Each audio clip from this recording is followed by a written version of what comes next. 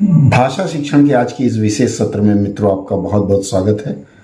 UPSC में assistant director official language की जो भर्ती आई है उसकी पात्रता अर्थात एलिजिबिलिटी से संबंधित और उसके परीक्षा के सिलेबस के बारे में आप लोगों की बहुत सारी क्वेरीज आ रही हैं, बहुत सारे प्रश्न उठ रहे हैं। तो आज के इस सत्र में मैं आपको उसकी पात्रता और उसके सिलेबस या उसमें क्या पूछा जा सकता है पूर्व के परीक्षाओं के अनुभव के आधार पर साझा करने जा रहा हूं। तो अंत तक बने रहिएगा ताकि कुछ भी मिस ना हो। अब यहाँ देखिए, जहाँ तक इसेंशियल क्वालिफिकेशन की बात है तो यह तो स्पष्ट हो गया कि मास्टर्स डिग्री चाहिए आपको। हिंदी और अंग्रेजी आपके, अगर हिंदी से है मास्टर्स डिग्री तो अंग्रेजी ग्रेजुएशन में होना चाहिए। अब मैं आपको बता चुका हूँ, अगर वह नहीं है तो मास्टर्स डिग्री इंग्लिश में होना चाहिए और हिंदी में ग्रेजुएशन में हिंदी होना चाहिए। अगर वह भी नहीं है, कुल मिलाकर के यह है कि आपके पास एमए अगर इंग्लिश है तो ग्रेजुएशन में आपके पास हिंदी होना चाहिए, मीडियम हो या फिर सब्जेक्ट हो या फिर इसका वाइस वर्सा, इसका विपरीत। यह आपको स्पष्ट है। अब हम आते हैं इसमें एक्सपीरियंस के बारे में। देखिए, यहाँ का मांगा गया 3 years of using of applying terminological work in Hindi. Terminological work का मतलब होता है कि आप अनुवाद का काम कर रहे हैं, वही टर्मिनोलॉजिकल वर्क होता है। And translation work from English to Hindi और वाइस वर्सा। कहाँ मांगा है? प्रेफरेबली ऑफ ए टेक्निकल और साइंटिफिक लिटरेचर, किसी पत्रिका में जो तकनीकी रूप से है या फिर वैज्ञानिक रूप से। कहाँ पर? तो सेंट्रल गवर्नमेंट और स्टेट गवर्नमेंट, या तो केंद्र सरकार या राज्य सरकार या यूनियन टेरिटरीज संघ के अधीन जो है, या ऑटोनोमस बॉडी में जैसे ईएसआईसी वगैरह आता है, या स्टैट्यूटरी ऑर्गेनाइजेशन जैसे केंद्रीय विद्यालय संगठन वगैरह है, या पीएसयू पब्लिक सेक्टर अंडरटेकिंग, इसमें आपके आते हैं। जितने भी तेल की कंपनियां हैं ये पीएसयूज में आती हैं, बिजली की कंपनियां पीएसयूज में आती हैं, या यूनिवर्सिटी ऑफ रिकॉग्नाइज्ड रिसर्च और एजुकेशनल इंस्टीट्यूशन। इस संबंध में लोगों को थोड़ा सा संदेह है कि यूनिवर्सिटी में जो रिसर्च करते हैं, कुछ लोगों ने मुझसे पूछा कि हम जो पीएचडी कर रहे हैं, पीएचडी करने वाले, या मान लीजिए मैंने एमफिल कर रखा है, तो एमफिल डिग्री के आधार पर इसको अनुभव माना जाएगा कि नहीं माना जाएगा। देखिए, मैं आपको बताऊं कि पीएचडी आपने किया है, यह एक डिग्री हो गई, एमफिल डिग्री हो गई। हाँ, लेकिन इस दौरान मान लीजिए आपने कई सारा रिसर्च पेपर, बहुत लोग हैं कि आप नौकरी के साथ साथ या पढ़ाई के साथ साथ रिसर्च पेपर भी लिखते रहते हैं अलग अलग प्रकार के, और इसको अलग अलग प्रकाशन में, मतलब अलग अलग पुस्तकों में प्रकाशित कराते रहते हैं। तो ऐसी परिस्थिति में आपका चल जाएगा। बहुत ऐसे लोगों का भी प्रश्न आ रहा है कि मैंने प्राइवेट स्कूल में पढ़ाया है तो क्या वह चल जाएगा।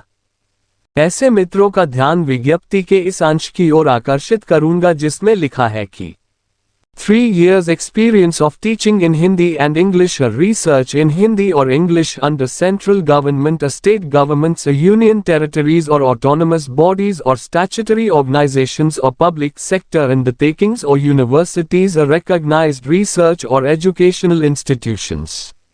यहाँ देखिए, जिस भी संस्थान के संबंध में बात की गई है वह या तो केंद्र सरकार, राज्य सरकार, केंद्र सरकार के उपक्रम या ऐसी ही संस्थाएं हैं। अतः ये स्पष्ट होता है कि निजी संस्थान का अनुभव नहीं चलेगा।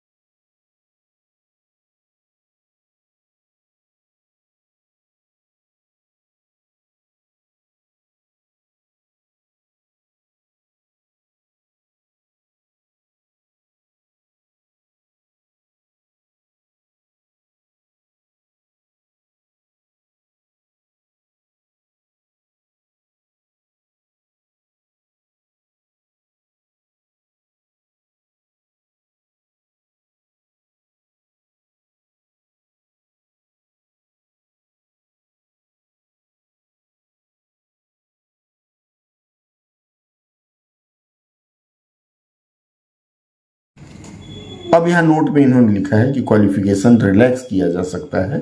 यूपीएससी यदि चाहे तो जो डिज़ायरेबल कैंडिडेट हैं। दूसरा लिखा है कि experience are relaxed as the description. आपको अगर लगता है कि नहीं आपके क्वालिफिकेशन और एक्सपीरियंस पर यूपीएससी रिलैक्स कर सकती है तो आप बेशक आवेदन करें। जब आपका डॉक्यूमेंट वेरिफिकेशन होगा वहाँ यूपीएससी ये निर्णय करेगी कि आपका मान्य है कि नहीं है, तो आप अपने से अपने आप को रिजेक्ट ना करें। ठीक है, यहाँ देखिए लिखा हुआ है, if at any stage of selection UPSC is of the opinion that sufficient number of candidate from this communities possessing the requisite experience are not likely to be available, तो ये अपने हिसाब से कर लेती है। ड्यूटीज़ क्या है इसमें आपने देख लिया है, कहाँ होंगे देख लिया है, बस यह इतना है। अब मैं आपसे चर्चा करने जा रहा हूँ कि इसके सिलेबस क्या होंगे। आइए फिर सिलेबस देखते हैं। चलिए फिर अब हम सिलेबस की बात कर लें। देखिए सिलेबस में ये राजभाषा के पद हैं और इसके पहले ESIC में 13 पोस्ट आए थे राजभाषा के। ये इसके अलावा ESIC और EPFO में JTO के पद आए थे। आप लोगों को पता ही है, बहुत लोगों का चयन हुआ है।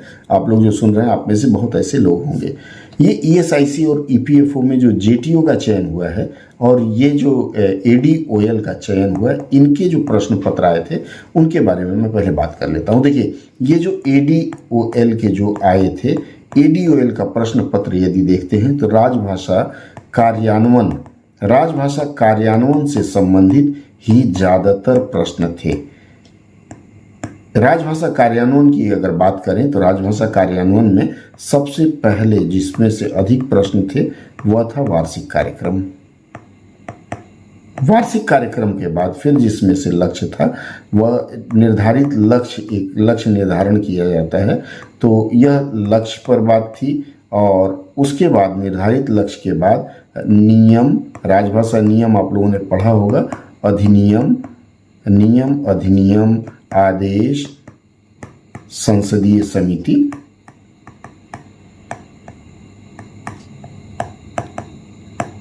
इन विषयों पर प्रश्न थे मिले जुले। तो यदि आपको तैयारी करनी, या मैं ADOL जो पूर्व में हुआ था उसके अनुभव के आधार पर मैं बता रहा हूं, क्योंकि ADOL की जो परीक्षा ESIC की ली गई थी उसमें इस तरह के प्रश्न पत्र आए थे। तो यदि आपको तैयारी करनी है तो मैं कहूँगा कि आप इसी लीक पर चलें कि राजभाषा कार्यान्वयन से संबंधित चीज़ें पढ़िए। वार्षिक कार्यक्रम उसी में आता है, उसके बाद लक्ष्य, नियम, अधिनियम।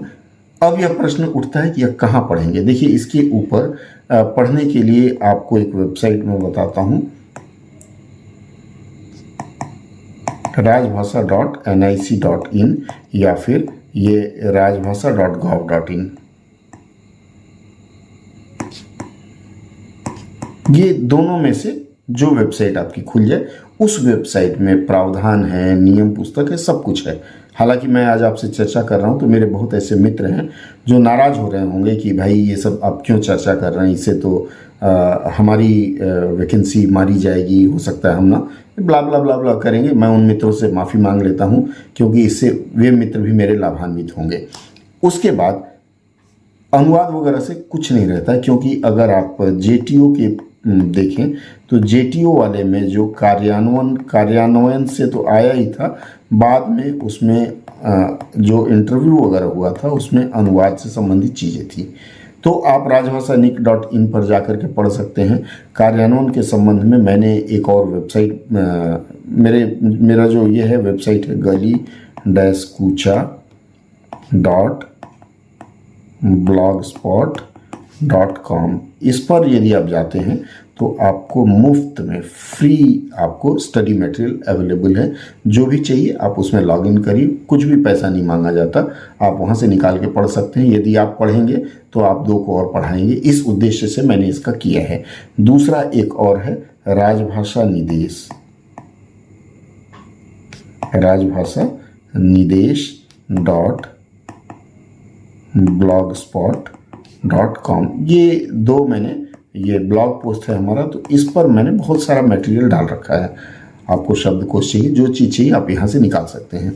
तो सिलेबस बहुत आसान है, बस ज़रूरत है कि उसको मेटिकुलसली एकदम बारीकी से पढ़ना। क्या क्या पढ़ना है, मेरे कई वीडियोज़ में इस पर चर्चा है, आप उसे देख सकते हैं। और यदि उचित लगता है तो आप पढ़ाई शुरू करें, फिर हम बात करेंगे। आज की चर्चा में इतना ही। अगर चर्चा पसंद आई हो तो मुझे पता है कि आप अपने मित्रों से भी इसे जरूर साझा करेंगे। और आपसे एक ही गुजारिश है, सब्सक्राइब नहीं किए तो कर लीजिए, क्योंकि भविष्य में ऑथेंटिक जानकारी अगर चाहिए तो आपको हमारे चैनल पर ही उपलब्ध होगा। बिना ऑथेंटिक जानकारी के मैं बात भी नहीं करता हूँ। मिलते हैं फिर अगले सत्र में कुछ नई बातों के साथ। बहुत बहुत धन्यवाद। जय हिंद। शुभ